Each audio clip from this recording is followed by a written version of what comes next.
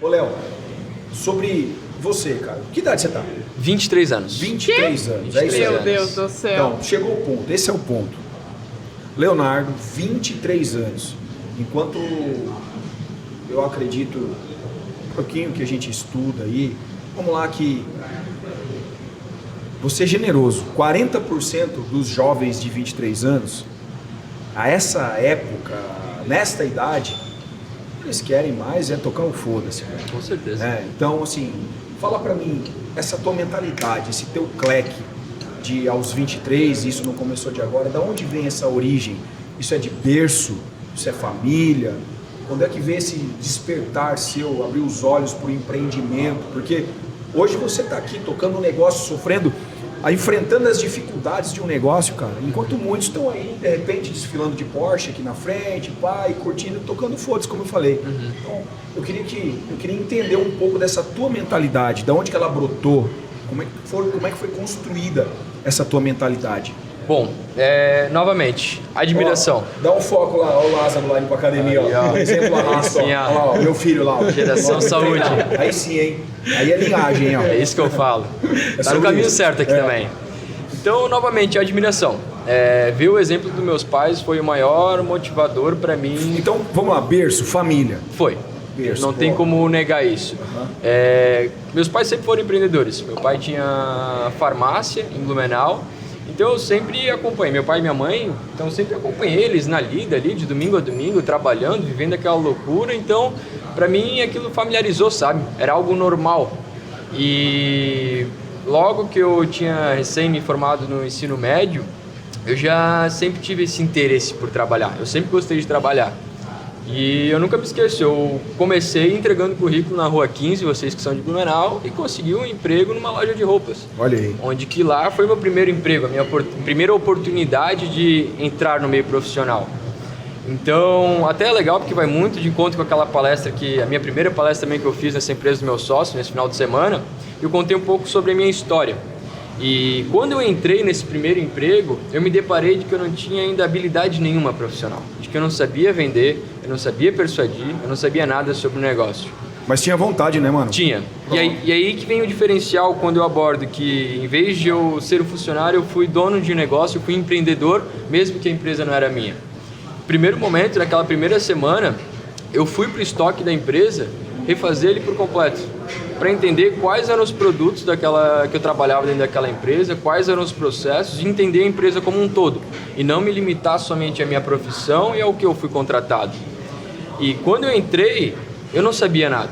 Em questão de 4 meses, eu já estava como líder de vendas, eu já estava atuando na área e estava performando muito bem frente a profissionais extremamente competentes. Trabalhava há 5, 10 anos em redes de loja aí, com venda de roupas.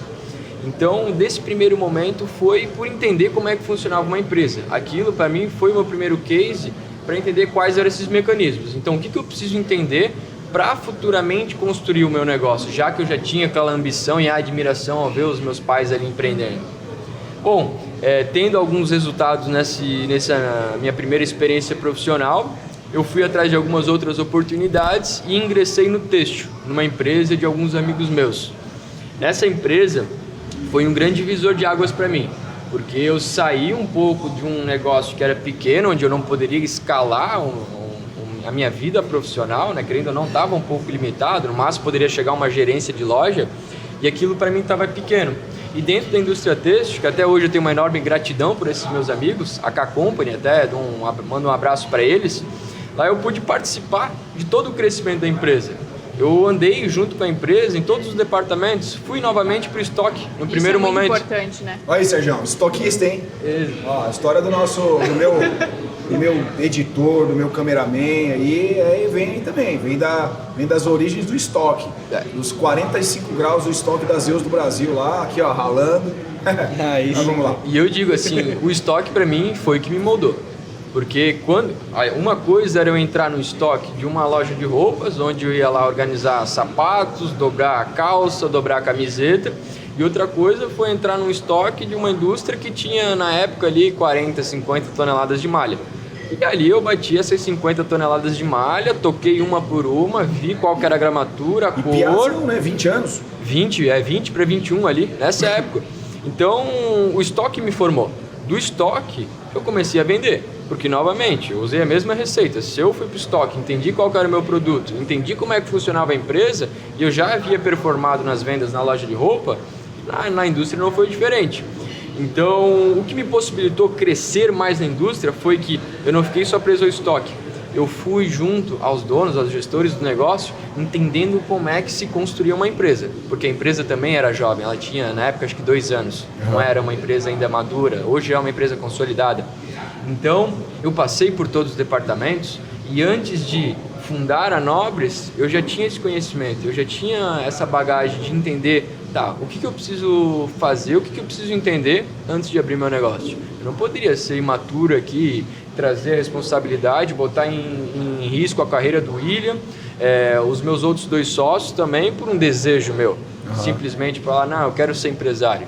Não tem como. Então eu me senti, eu primeiro precisava estar preparado antes de começar esse negócio. E foi o que foram 2 anos, né, 1 ano em cada empresa, me proporcionaram. Eu até acho que é muito rápido, é muito recente. Eu não boto isso como regra para todo mundo, porque eu sofri no meio tempo enquanto a gente estava... É que cada um tem o seu tempo, cara. Exatamente. Não adianta. Cada um tem o seu tempo. Tem uma reação, né? E aí eu escuto muito, igual você falando, 23 anos, está se assustando, mas como você falou, foi o meu tempo. Não significa que uma pessoa que está com a minha idade hoje não vai ser um empreendedor lá na frente, não vai ser uma pessoa bem-sucedida. Mas foi o meu tempo, porque eu sempre tive esse interesse, eu sempre gostei, desde sempre. Então me possibilitou até aqui hoje. E, novamente, eu vejo que toda a bagagem que eu entrei aqui do Nobres veio da humildade de eu entender de que quando eu estava dentro de uma empresa, eu não estava entregando resultados para o meu cargo, e sim para a empresa. E os meus gestores sempre reconheceram isso em mim, de que eu lutava pela empresa. Na indústria têxtil, eu chegava na empresa às 6 da manhã, lá em Dayal, e tinha vezes que eu saía de madrugada. E nunca bati um ponto na minha vida. E não faço questão.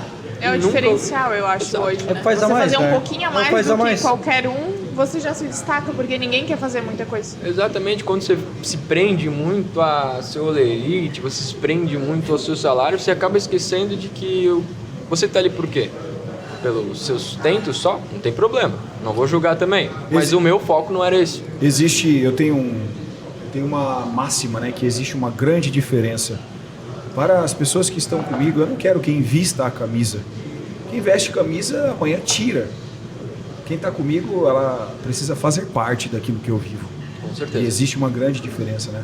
Com certeza. E eu acho que esse discurso, por muito tempo, de vestir a camisa, aí volta para aquela história do jogador de futebol. O jogador de futebol, ele tá num time enquanto Toda hora ele vai vestir a camisa. Se receber uma proposta melhor, ele vai para lá, entendeu? Hoje, a exemplo, hoje eu não estou no melhor dia para falar sobre isso. Como eu falei, antes de vir para cá, eu recebi uma notícia que mexeu bastante comigo. Se fosse alguns anos atrás, com o meu despreparo emocional que eu tinha há 4, 5 anos atrás, facinho eu mandava uma mensagem para a produtora e falava, hoje a gente vai ter que cancelar o podcast, porque eu recebi uma notícia que me mexeu comigo emocionalmente. Só que ao longo da minha vida eu desenvolvi aquilo que eu chamo de antifragilidade. A antifragilidade, ela vai além da resiliência, ela vai além da resistência. A antifragilidade não é nem absorver o impacto do caos. É você olhar para o caos, olhar para a crise, se apaixonar pela aleatoriedade e dizer assim, tem coisa boa vindo aí. Então, e hoje eu publicamente revelo. Há 45 minutos atrás eu recebi uma notícia assim que, cara, eu não estava preparado e não esperava aquilo, porque envolve sentimento, envolve pessoa, envolve amor, envolve conexão. Mas eu respirei fundo e falei assim, tem coisa boa vindo aí, isso é para alguma coisa boa, tanto para mim quanto para a pessoa que me presenteou com essa notícia, entendeu?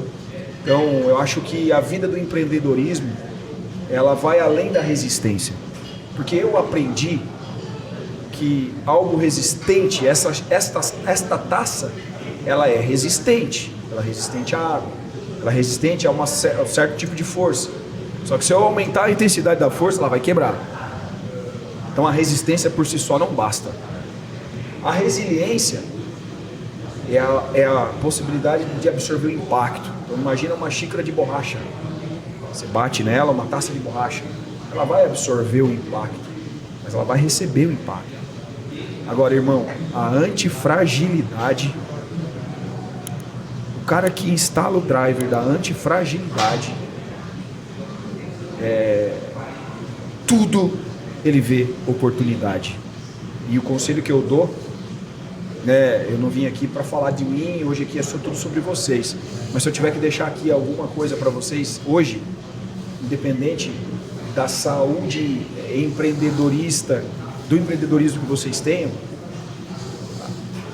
a partir do momento que a antifragilidade estiver na vida de vocês, dos seus sócios, não há crise que suporte vocês. Vocês transcendem elas. Foda isso. Muito. Foda Realmente. isso. Eu acho que isso vem muito de encontro ao que a gente passou aqui. Porque, novamente, os desafios foram muito grandes. Então, se não tivesse esses desafios de tamanho imensidade, assim, a gente talvez não seria quem a gente é hoje. Talvez a gente não estaria na posição que a gente está hoje. Mas foram as oportunidades desses desafios que construíram a gente. Então, todo esse aprendizado, e eu acho que isso a vida te testa durante todos os dias. Sim. Todos os dias você tem algum novo desafio e é uma busca constante. Então, a gente se depara com diversas situações aqui, cara, que a gente tem que olhar para a cara do outro. Todo dia é uma surpresa nova, né? Mesmo que os dois estejam brigando pelo mesmo propósito, ainda existem atritos, né? Com certeza. Mas é aquele negócio, a gente tem que entender que a gente está em busca do mesmo propósito. E é esse que é o ponto. No começo, a gente não tinha essa consciência ainda. Então foram muito maiores, foi muito mais difícil a relação. Mas graças a esses problemas, graças a isso, hoje a gente consegue pegar um problema que estresse a nós dois, sentar e resolver. Muito mais fácil, né? Muito mais fácil.